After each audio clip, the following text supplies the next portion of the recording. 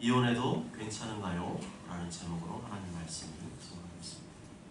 예수님의 갈릴리 사역이 마무리될 무렵에 바리새인들이 예수님께 나와 공격을 하기 위해 질문했습니다. 애매한 질문하는 거죠. 사람이 아내를 버리는 것이 옳습니까? 사람이 아내를 버리는 것이 옳습니까? 이 질문에 예수님께서 주저없이 맞받아치십니다. 모세가 어떻게 너에게 명하였느냐?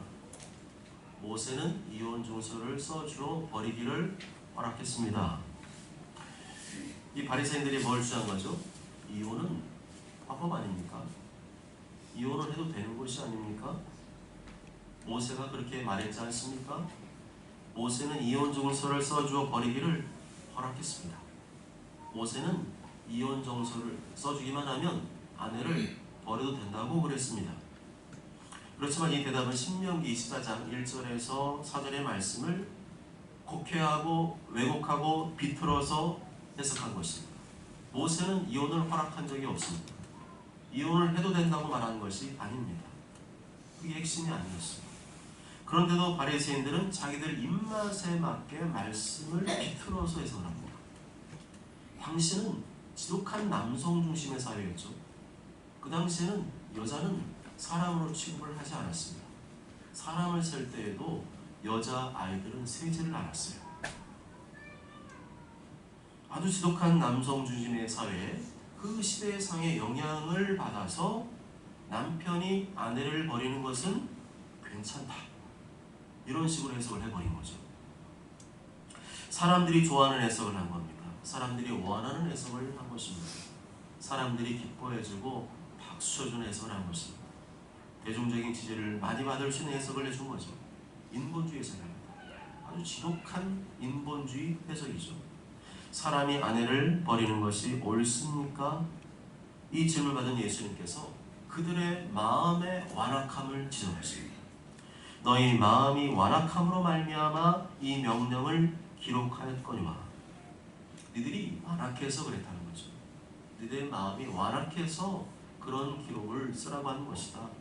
너희들이 마음이 완악하지 않았다면 그런 명령을 모세가 하지 않았을 것이다.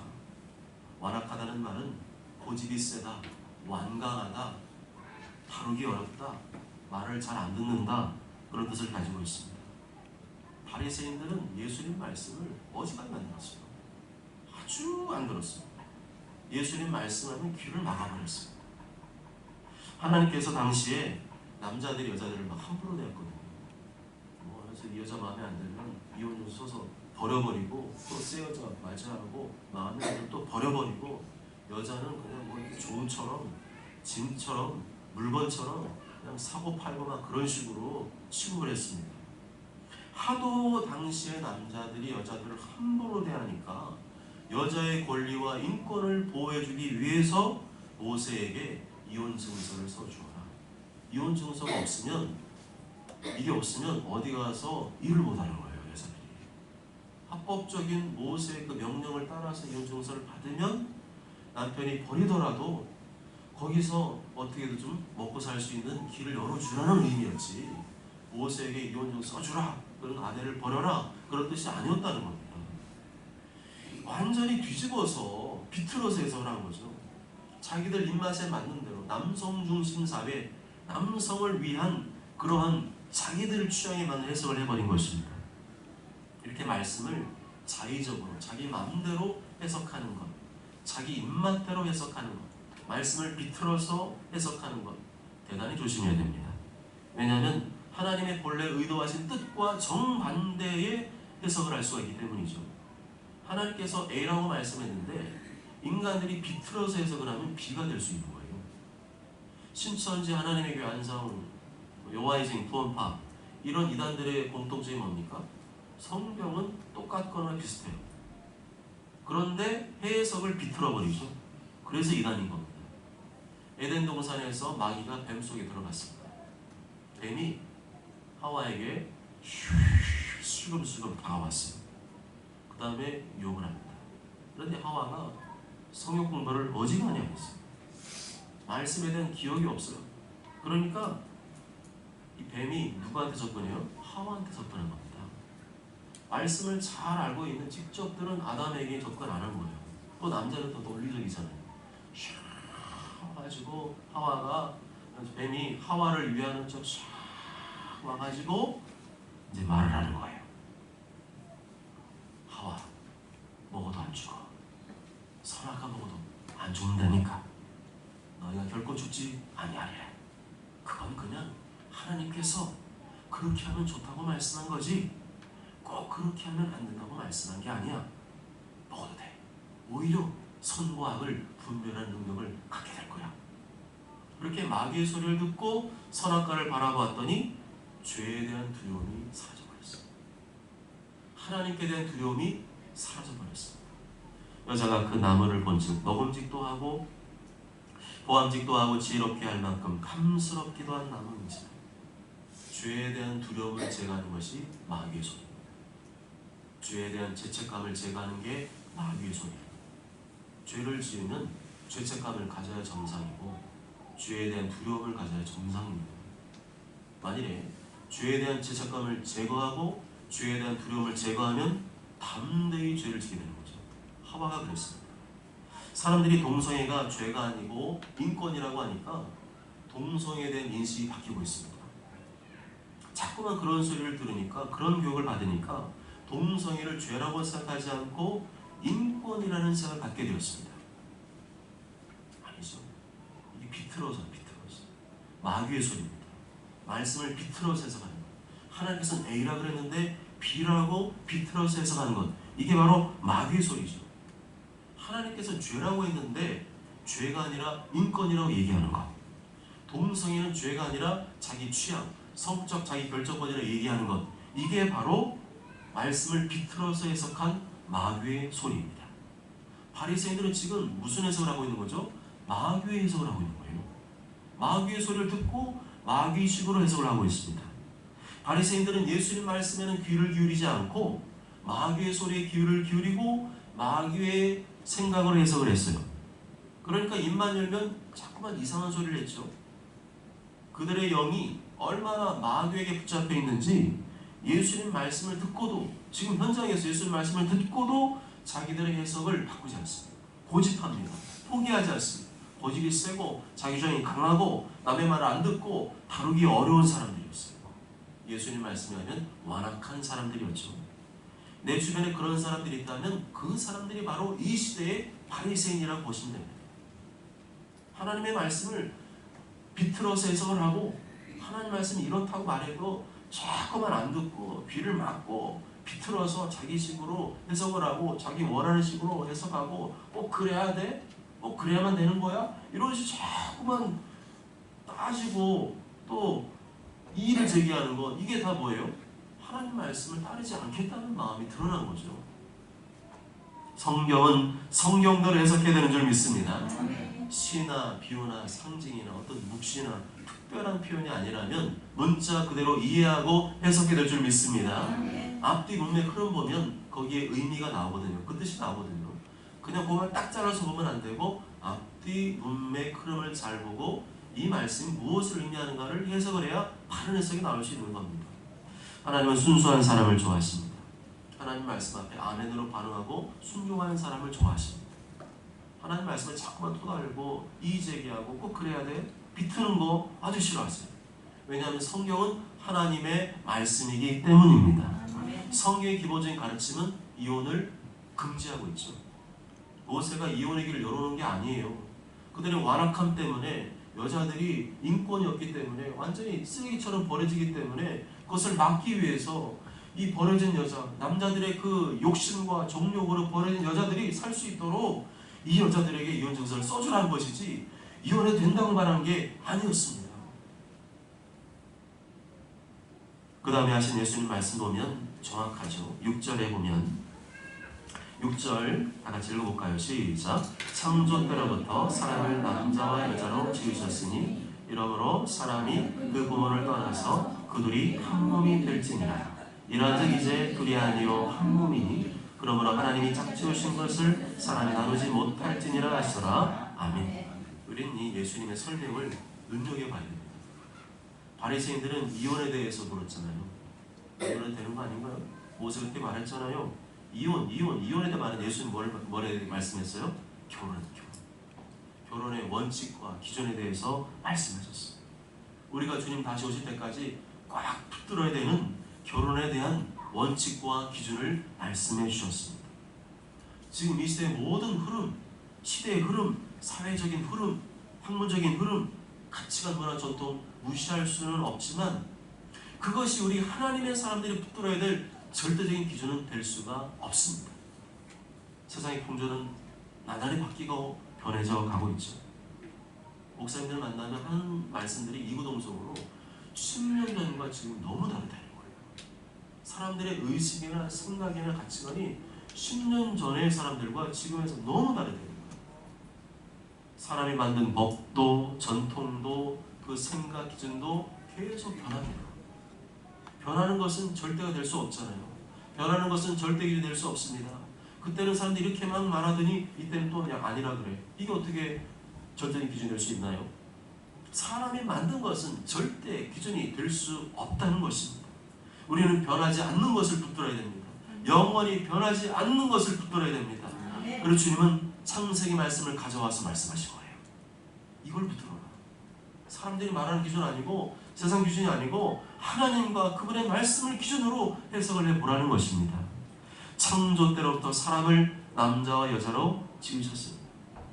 남자와 여자, 동성애자, 중성애자, 양성애자, 세 가지 성, 네 가지 성 이렇게 만든 게 아니라 남자와 여자, 남자와 여자, 남자와 여자 이 두 가지 성으로 지으셨으니 아멘.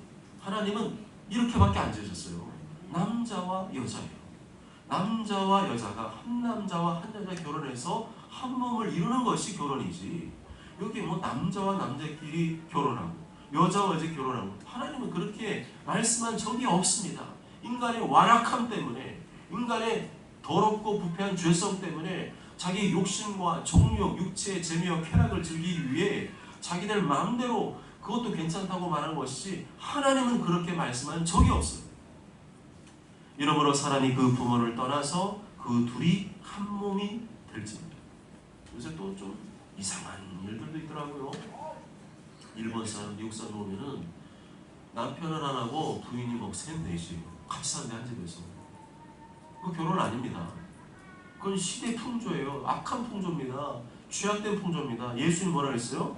그 둘이 한 몸이 될지니라. 한 남자와 한 여자가 결혼해서 가정을 이루며 사는 게 하나님 말씀한 결혼이지. 이 남자가 다른 여자 좋아하면 같이 살아 그냥. 이날은 이 여자랑 친하게 지내고 이날은 이 여자랑 친하고 그게 아니라는 거죠. 한 남자와 한 여자가 만나서 한 몸이 되어서 자녀를 낳고 가정을 잘 건강하게 하는 말씀대로 세워가는 것, 그게 하나님 뜻이라는 거죠. 부부는 하나님이 짝지으신 것입니다.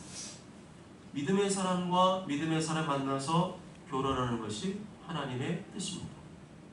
왜냐하면 결혼은 단순히 육체와 육체의 결합 아니고 마음과 마음의 결합이 아니고 본질적으로는 영과 영의 결합이기 때문입니다. 예수님 믿는 사람이 예수님 믿지 않는 사람과 결혼을 한다는 것은 결혼할 당시에 그 신자의 영적 상태가 세상의 영에 이끌리고 지배를 받고 있었다는 것을 보여줍니다. 하나님이 없는 것 사실.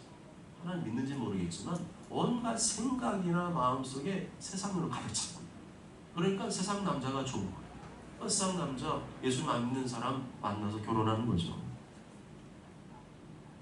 서로 끌린다는 것은 영과 영이 끌리는 겁니다. 만약에 어떤 결혼하지 않은 현수 같은 건장한 청년이 있어요. 크리스찬 청년이 있어요.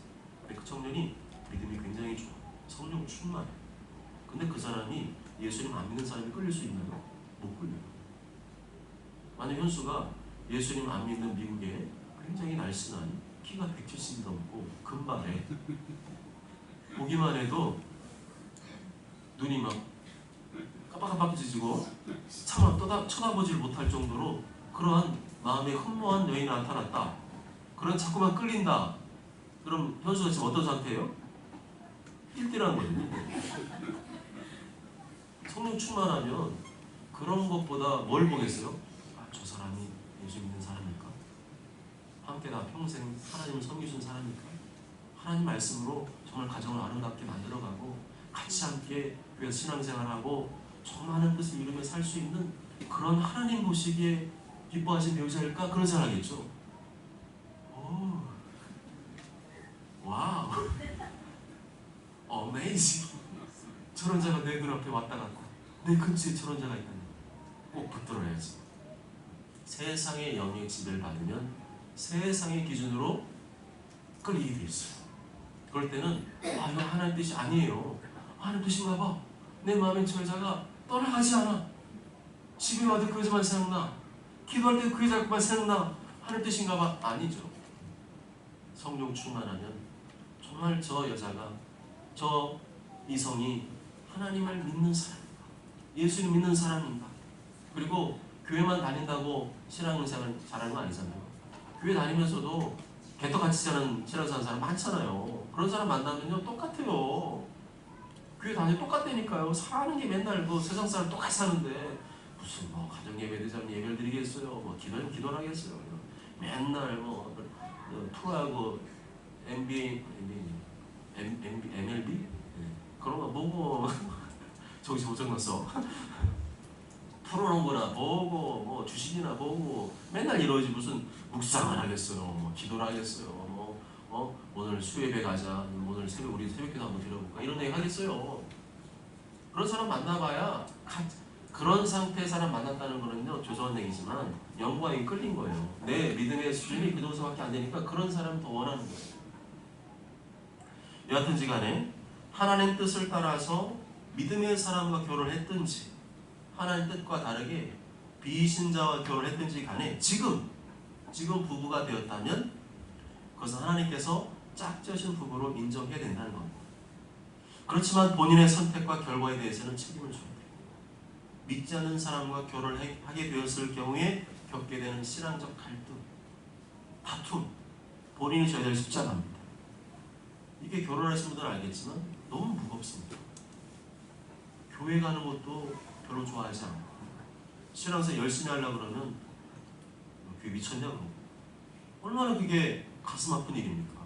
도와줘도 시원찮을 판에 날 자꾸만 끌어내리려고 하는 브레이크 거는 다른 것은 잘 맞춰주면서 교회에 관한 것, 신앙적인 것 그런 것들은 자꾸만 얼굴 막 인상 쓰고 화내고 못하게 만들고 그 때문에 속 썩으면서 교회 오고 이거 얼마나 힘든 일이에요. 교회에 뭐 한 달 다니나 말 거 아니잖아요. 죽을 때까지 다녀야 되는데 그 배우자가 맨날 그런다? 그건 괴로운 일입니다. 우리 자녀들이 그걸 보고 배워요. 자녀들이 신앙생활 열심히 잘하는 뭐 아빠나 엄마를 따라하겠어? 아니면 신앙생활을 별로 안 하고 그냥 대충대충 하는 사람을 따라하겠어요? 대충대충 하는 사람 편하잖아요. 그게 더 편하고 쉬우니까 그걸 따라간대. 그러면 자녀들도 좋은 본을 못 보여주게 되는 겁니다. 그래서 몇 배로 더 예수 하면서 결혼한 사람은 십자가를 더 무거운 걸 지고 가요. 근데 이 십자가를 버릴 수도 없네요. 버릴 수도 없는 십자가, 본인의 선택과 결정.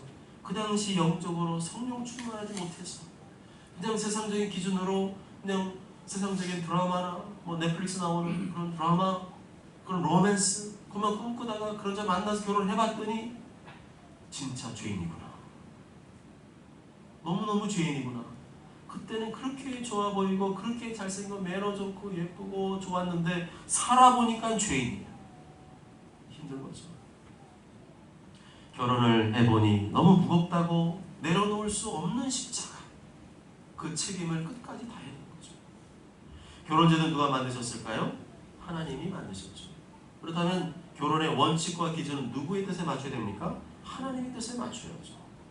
하나님이 계획하시고 설계하시는 대로 결혼 생활을 시작하고 결혼 생활을 마무리해야 되는 겁니다. 예수님께서는 이혼을 해도 된다는 바리새인의 주장에 대해서 결혼의 본래 의도와 원칙과 기준에 대해서 말씀하셨습니다. 에덴 동산에서 아담이 처음에 혼자 있었잖아요. 혼자 있으니까 어때요? 외롭죠. 막 새들도 많고 짐승도 많고 먹을 것도 많고 없는 게 없어요. 그런데 어때요? 외로웠어요. 그래서 하나님께서 아담의 갈비뼈를 하나 딱 빼가지고 그걸로 여자를 만드셨어요. 그리고 아담이 잠에서 깼습니다. 그때 저기서 멀리서 걸어오는 하와의 모습을 보니까 이는 내 뼈 중에 뼈요 살 중에 살이다. 이것을 남자에게서 취하였은즉 여자라 부르리라. 아담의 마음이 하와에게 확 끌렸다는 거죠. 그때 당시에는 존재하는 인간이 아담과 하와밖에 없었으니까 비신자가 없었습니다. 하나님 믿는 신자와 신자의 결혼밖에 없었어요. 하나님의 의도하신 결혼은 원래부터 신자와 신자의 결혼입니다. 우리 다음 세대는 반드시 믿는 사람과 만나서 결혼할 수 있길 바랍니다. 믿지 않는 사람과는 아무리 마음에 들어도 처음부터 사귀지 마시길 바랍니다. 정들면 안 끊어집니다. 잘 들어야 돼요. 지금 웃을 때가 아니라. 여기 예수님 믿는 청년, 예수 믿는 청년. 근데 훨씬 더 남자답고 내 마음에 드는 스타일이야. 그랬을 때 흔들린다니까. 그럴 때 어떻게 할 거야? 하나님의 말씀을 떠올릴 줄 믿습니다. 말씀 떠올려. 마귀야 물러가라. 마귀의 세를 떠나라죠. 하나님 말씀 떠올려야 돼. 이 땅에서 행복은 잠깐이야. 그리고 살아보면 행복이 아니라 또 불행과 고난도 찾아와. 진짜 행복은 영원한 천국이잖아. 하나님 말씀대로 살다가 아는 게 행복이지. 이 땅에서 내 마음대로 내 원하는 살다가 아는 건 하는 뜻이 아니잖아. 하나님 말씀대로 내가 참고 기다리면 반드시 저 남자보다 훨씬 믿음에 좋은 남자를 줄 줄 믿습니다. 아멘. 그 믿음으로 가야 돼. 믿음으로. 당장에 이번 기회 놓치면은 어려울 것 같은데 저런 애 평생 못 만날 것 같은데 저 그러면 안 된다. 있어. 분명히 있어. 하나님 예배할 자리 있어. 조금 더 기다려. 우리 부모님들은 자녀들이 반드시 믿는 사람과 만나서 결혼하도록 가르치시길 바랍니다. 이는 내 뼈 중에 뼈요 내 살 중에 살이로다. 이 말은 너를 보니까 나를 보는 것 같다. 네가 나고 내가 나라는 거죠. 마음이 확 끌린다는 거죠. 다시 말하면 너와 나는 한 몸이다. 이러하되 이제 둘이 아니요 한 몸이니 그러므로 하나님이 짝지으신 것을 사람이 나누지 못할지니라. 예수님 말씀 보면 이혼이 들어올 틈이 없습니다. 이혼이라는 말이 등장할 수가 없습니다. 이혼이라는 말은 명함도 못 내밀어요. 이혼이라는 것은 인간의 완악함 때문에, 완고함 때문에, 고집이 세고 완강하고 다루기 어렵고 말 안 듣는 인간의 죄성 때문에 생겨나는 거라는 거죠. 그런데도 이혼을 해도 된다고 해석하면 되겠습니까? 하나님이 짝지으신 아담과 하와는 한 몸이 되었습니다. 우연히 눈 맞아 결혼했다 할지라도 일주일 만에 결혼했다 할지라도 하나님이 짝지으신 거예요. 그런데 이 관계를 절대로 사람이 나눌 수 없다 예수님이 말씀하셨습니다. 다시 말하면 하나님 창조하신 창조질서의 원리상 이혼은 없다는 거예요. 결혼만 있지 이혼은 없다는 거예요. 이혼은 왜 생겼냐? 사람들의 완악함 때문에 생긴 겁니다. 이혼은 하나님의 창조질서를 거스르는 일입니다. 이혼은 하나님이 허락한 적이 없습니다. 그것이 결혼에 대한 영원한 원칙이고 기준이 되는 줄 믿습니다. 다시 말하면 예수님 말씀은 안 된다는 거예요. 또 12절에 보면 뭐라고 되어 있죠? 또 아내가 남편을 버리고 다른 데로 시집가면 간음을 행함이니라. 또 마태복음에 보면 내가 너에게 말하노니 누구든지 음행한 이후에 아내를 버리고 다른 데 장가드는 자는 간음함이니라 말씀이죠. 이 말씀은 이혼 어떻게 해서 이혼하게 됐어. 그 다음에 재혼 이거 어떻게 볼 것이냐는 거죠. 재혼하는 것을 예수님 뭐라 그랬어요? 간음이라고 했어요. 이게 세상의 흐름, 세상의 철학, 세상의 가르침, 세상의 사상과 정반대. 하나님은 재혼은 없다는 거예요. 한 번 결혼한 사람은 이미 그 배우자와 한 몸이 되었기 때문에 이혼을 했느냐? 이혼했으면 혼자 살든지 다시 합하라. 그렇게 말씀하죠. 그런즉 이제 둘이 아니요 한 몸이니 그러므로 하나님이 짝지으신 것을 사람이 나누지 못할지니라. 두 사람이 무슨 이유로든지 이혼하여 헤어졌더라도 여전히 하나님의 눈으로 볼 때는 한 몸이라는 거예요. 계속 한 몸이에요. 뭐 지구 끝까지 반대편에 가 있다 할지라도 이 사람과 이 사람은 헤어졌어도 여전히 한 몸이라는 거예요. 그대로예요. 바뀐 게 없어요. 한 몸은 나눌 수가 없다는 겁니다. 몸에서 팔과 다리 떼어내도 됩니까? 마음에 안 든다고 거창스럽다고 팔과 다리 잘라버려도 됩니까? 안 되는 것처럼 결혼이 그런 거예요. 그래서 다른 사람과 재혼하는 것 예수님께서는 간음이라고 하셨습니다. 결혼해보니까 서로 너무 안 맞습니다. 결혼 사랑이 너무 힘들고 어려워요. 그러니까 차라리 헤어진 편이 낫겠다 생각하는데 오늘 말씀 보니까 뭐예요? 그래서는 안 된다는 거죠. 세상의 풍조 가르치면 헤어져. 스트레스하고 열받고 그렇게요. 싸우고 다투고 헤어져. 아니라는 거예요. 이혼은 대단히 어렵고 고통스러운 길입니다. 이혼하면 다 해결되는 거 같죠? 이혼하면 더 큰 문제와 후유증이 발생합니다. 이혼은 한 가정의 문제로 끝나지 않고 자녀들, 양가 부모님, 친척들, 나아가 가정의 해체와 같은 사회적인 문제로 연결되기 때문입니다. 특히 이혼한 가정의 자녀들이 겪는 아픔은 이루 말할 수가 없어요. 부모님들이 이혼한 것이지만 그 피해와 책임은 자녀들이 고스란히 떠안게 됩니다. 하루아침에 아빠를 보기 어려워져요. 엄마를 보기 어려워져요. 나도 버림받는 거 아닐까 두려워집니다. 이혼을 허용하는 문화는 세상 전체를 어둡게 만듭니다. 병들게 합니다.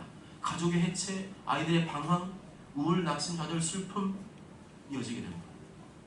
그래서 이혼에 대한 예수님의 입장은 오늘도 여전히 단호하고 분명하죠.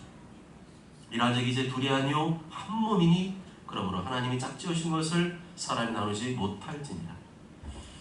잠깐 앞에 설명드리는 바 있지만 사도 바울이 이혼을 허용한 것처럼 보이는 구절도 있습니다. 혹 믿지 아니하는 자가 갈리거든 갈리게 하라. 형제나 자매나 이런 일에 구애될 것이 없느니라.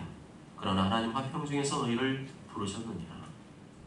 사도 바울은 믿지 않는 배우자가 헤어지기를 원하는 신앙적인 이유로 헤어지기를 원하면 어쩔 수 없다라고 말을 합니다. 그렇지만 이 말씀은 그것만 가지고 해석하면 안 된다는 거죠. 앞뒤 흐름을 보고 해석해야 되죠. 고린도서 1장 11절 말씀을 근거로 해석하면 만일 갈라섰으면 그대로 지내든지 다시 그 남편과 화합하든지 하라. 이게 성경의 가르침입니다. 사도 바울 역시 이혼을 권장하거나 이혼을 해도 된다고 말한 적이 없어요. 이혼을 금지하고 있는 거예요. 재혼도 금지하고 있습니다. 이것이 성경의 기본적인 전제입니다. 이혼은 하나님 뜻이 아니지만 이건 분명히 아십니다. 이혼하는 뜻이 아니에요. 그렇지만 만일에 하나님 뜻을 어기고 내가 믿음이 약해서 이혼을 하게 됐다. 그렇다면 어떻게 살아야 되는 거예요? 평생 혼자 살아야 됩니다. 혼자 지내기 싫으면 다시 예전의 배우자와 재결합해야 된다는 겁니다. 하나님 뜻은 분명해요. 배우자가 먼저 죽은 사별이 아닌 이상 재혼은 없다는 거예요. 재혼은 불가능한 거죠. 설령 이혼했다고 할지라도 이혼한 배우자는 여전히 이혼하기 전에 배우자와 하나님 보시기에 뭐예요? 한 몸이거든요. 근데 이거를 무시하고 이것을 받아들이지 않고 세상의 풍조를 따라서 이제 나도 새 살림 해볼래. 나 새 출발할래. 다른 사람 만나 결혼하면 예수 믿을 때 뭐라는 거예요? 가능해요. 그 어떤 경우도 하나님 짝지신 부부를 나눌 수 없다는 겁니다. 이것을 하나님 뜻으로 믿고 받아들이고 순종하여 하나님을 기쁘시게 하길 바랍니다. 하나님의 근심이 되지 않도록 이혼과 재혼이라는 단어를 아예 머릿속에서 지워버리시길 바랍니다. 성경은 하나님을 계속 강조하죠. 부부의 하나됨, 교회 하나됨, 하나님과 성령 하나됨을 계속 강조합니다. 하나되게 하는 것은 100% 성령님의 역사이고 나누고 분열시키고 이혼하게 하는 것은 100% 악한 영의 역사라는 겁니다. 내가 예수님의 이름으로 명하노니 우리 성도의 가정 안에, 부부 안에, 교회 안의 역사는 분열의 영은 떠나갈지어다. 불령은 떠나갈지어다. 이간질한 영은 떠나갈지어다. 이혼의 영은 떠나갈지어다. 다툼과 갈등의 영은 떠나갈지어다. 분열되고 분리되고 나눠지고 쪼개지고 이혼하는 것은 영적인 문제라는 거예요. 영적인 문제라는 것은 기도의 문제라는 거죠. 날마다 깨어서 뜨겁게 기도하지 않으면 분리의 영, 분열의 영, 이혼의 역사, 영의 역사를 막을 수 없다는 거예요. 사단의 영을 어떻게 인간의 힘으로 막습니까? 못 막는 거죠. 인간의 방법과 기술만으로는 분리, 분열, 이혼의 영의 역사를 온전히 막을 수가 없다는 겁니다. 기도를 통해 성령님이 임하시면 하나가 된 줄 믿습니다. 기도를 통해 성령님이 임하시면 사랑과 용서와 치유와 회복의 역사가 일어나게 된 줄 믿습니다. 그렇기 때문에 딴생하지 말고 기도에 힘쓰시길 바랍니다. 기도에 힘쓰십시오. 부부간의 의견이 안 맞고 다툼과 갈등이 계속된다고 해서 여차면 갈라서겠다는 마귀의 생각을 버리고 어떻게 하나님의 말씀 뜻대로 부부가 서로 화합하고 하나 되기 위해 노력하며 기도에 힘쓰시길 바랍니다. 영적인 문제입니다. 하나님께서 우리가 죄가 없고 흠이 없어서 우리를 하나님의 자녀로 삼아주신 것이 아니에요. 우리의 허물과 실수가 죄가 많음에도 불구하고 예수님 대신 피 흘려 주셨습니다. 이해해 주시고 품어주시고 용납해 주셨습니다. 우리는 이런 하나님의 관대하고 넓은 사랑을 받은 사람들이에요. 도무지 하나님의 사랑을 받을 길이 없지만, 그런 죄인이지만 하나님께서 먼저 우리에게 손 내밀어 오셨습니다. 하나님 먼저 우리에게 은혜를 베풀어 주시고 그 은혜 때문에 우리가 구원받았습니다. 그렇다면 우리 역시 나의 남편과 아내에게 예수님께 받은 이 사랑과 용서를 실천하는 것이 마땅하지 않습니까? 당연하지 않습니까?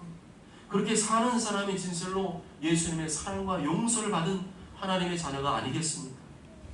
나는 하나님의 무한한 사랑을 받고 끊임없는 이해와 용서를 받았음에도 불구하고 가장 가까이서 함께 사는 배우자에게 예수님의 사랑과 용서와 은혜를 실천하지 않는다면 그 삶은 모순된 삶이고 가식적인 삶인 것입니다.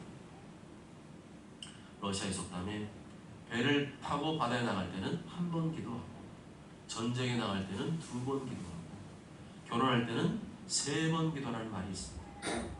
파도가 치는 바다, 시커먼 바다에 나가는 거 얼마나 위험한 일인가요?